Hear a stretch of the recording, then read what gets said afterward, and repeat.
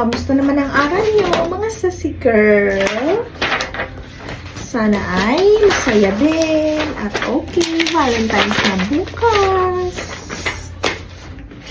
Sa Philippines, Valentine's na ngayon. Happy Valentine's! Happy Valentine's, mga sassy girls. So, kamusta naman ang mga plano nyo sa araw na to? Ang Valentine's nyo? May mga gift na ba kayong hinahanda para sa mga wife nyo or para sa mga loved ones? Sana naman ay meron.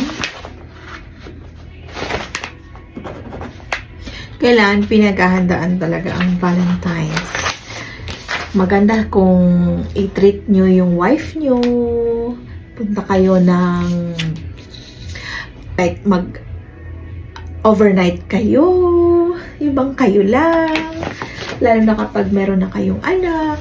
So, once a year lang naman. Every Valentine's lang naman. Na-celebrate ng mga couples. At also, hindi lang couples, ng mga friendships, ng mga magkakaibigan. Pero kung halimbawa, married ka na, bigyan mo ng time na i-celebrate solemnly, romantic, with your loved ones.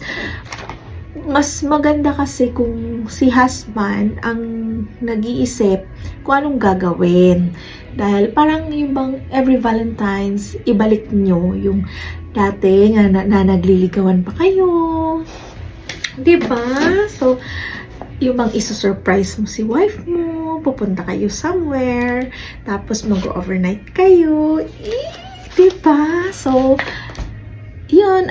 Pero pag hindi naman afford masyado na maglabas-labas or kumain, edi bigyan mo siya ng letter. Kasi sa panahon ngayon, hindi na uso ang letter, diba? So, why not ibalik yung old school?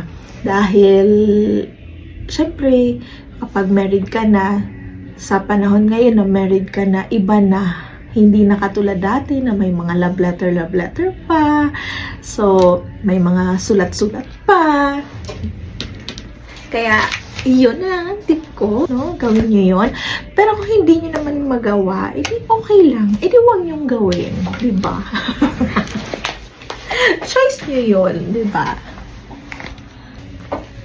Choice nyo yun.